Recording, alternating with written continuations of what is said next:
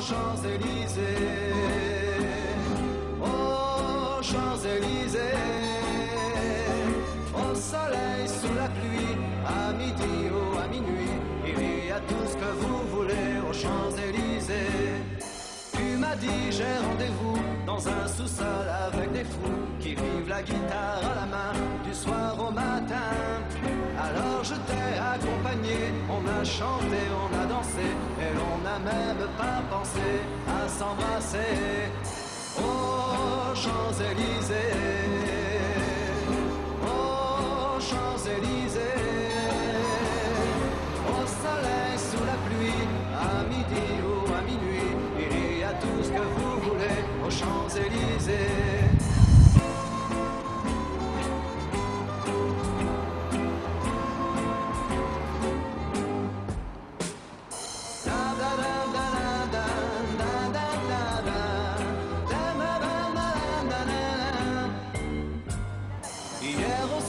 Inconnus, et ce matin sur l'avenue, deux amoureux tout étourdis par la longue nuit.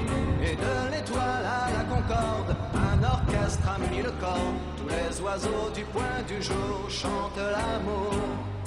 Aux Champs-Élysées, aux Champs-Élysées, au soleil, sous la pluie, à midi ou à minuit, il y a tout ce que vous voulez aux Champs-Élysées, aux Champs-Élysées, aux Champs-Élysées,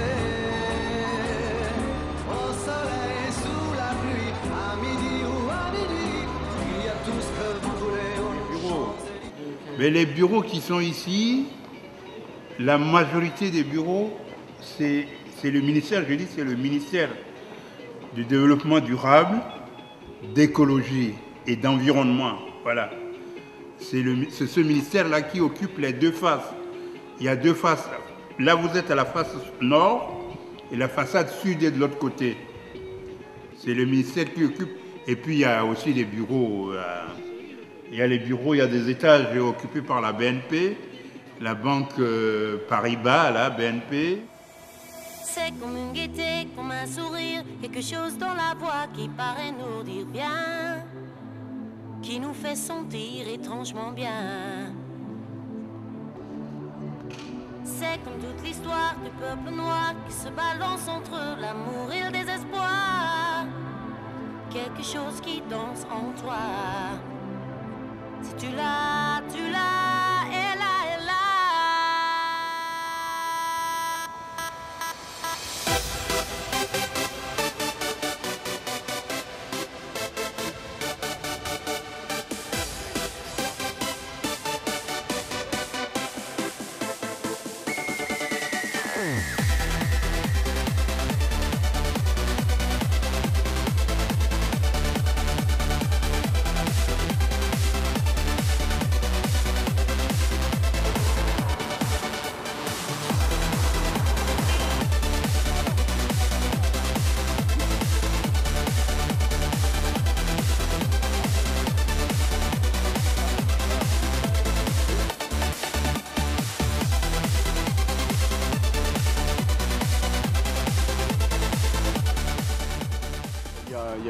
Il y a énormément de différences entre les quartiers de Paris.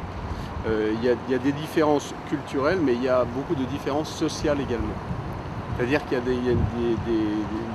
a la qualité sociale, qualité entre guillemets sociale des habitants est extrêmement différente à Paris entre les arrondissements. Et effectivement, les arrondissements du nord de Paris et de l'est de Paris, c'est un petit peu la partie pauvre. Le centre et l'ouest, c'est la partie riche. Et on va dire le grand sud est une partie mixte moyenne. Oui, bien sûr. Alors ici, vous avez deux sortes de clientèle. Alors vous avez une clientèle assez aimable, c'est-à-dire les gens, enfin les objets pour tout. 1 euro, 2 euros, 10, 20, 30 euros. Et ensuite, vous avez une deuxième clientèle. Vous avez la clientèle bobo. On appelle ça les nouveaux riches. Donc eux, ce qu'ils recherchent aujourd'hui, c'est plus des objets comme ça, mais c'est plutôt comme des lampes, comme ça, tout ce qui est années 70, tout ce qui est industriel. Donc ça, c'est deux sortes de clients différents. Ensuite, vous avez les personnes âgées qui recherchent plutôt de la décoration. Bah, généralement, ce sont des photographes. Généralement, ce sont des stylistes. Stylistes, c'est-à-dire ils ont créé ou lancé une marque de vêtements. Vous avez les nouveaux docteurs.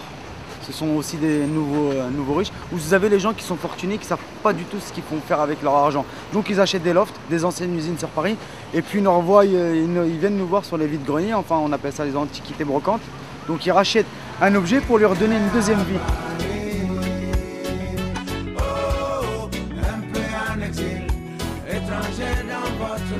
Je suis africain à Paris.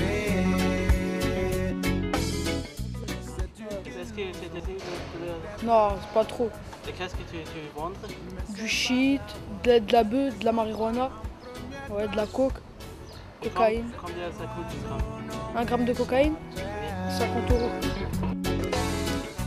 En attendant que l'oiseau s'envole, des mains noires aux doigts de fée vont tourner autour des casseroles, un soleil au bout de ma fée. La francophonie, c'est beaucoup de choses. Alors, ce n'est pas simplement le fait de parler français, mais c'est le fait de parler français et de partager des morceaux de culture, des pans de culture entière qu'il y a au sein de la francophonie. Et comme la France a colonisé un certain nombre de zones où on parle créole, les créoles à base lexicale française, eh bien, certains considèrent qu'ils font partie de la francophonie. Alors, la francophonie, c'est quelque chose de large, mais à ce moment-là, on entre dans la créolophonie. D'accord?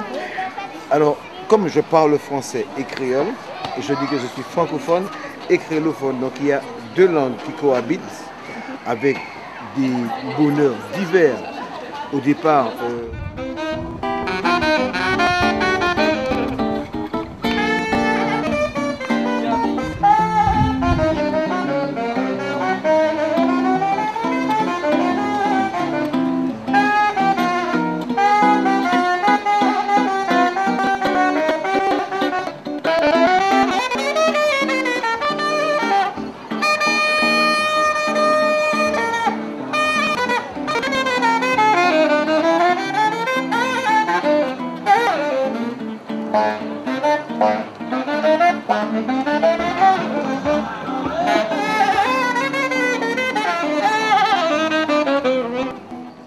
Sacré-Cœur, au nord de Paris, d'où on a une vue sur tout l'ensemble de Paris. Vous voyez que la nuit c'est très animé, avec des chanteurs, des cracheurs de feu.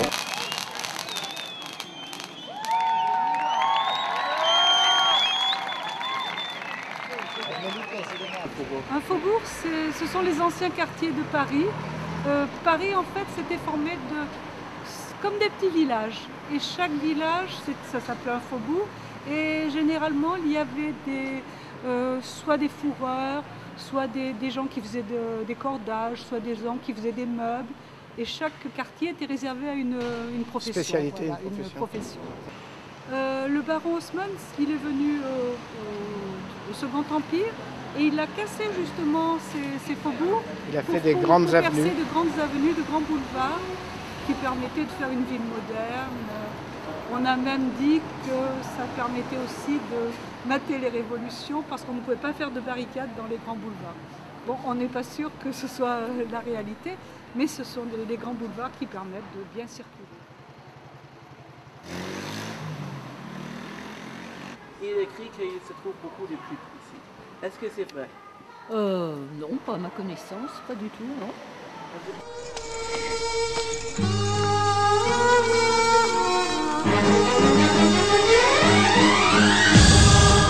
Ici c'est le quartier qu'on dit chinois de Paris 13e, où il y a plein de restaurants asiatiques.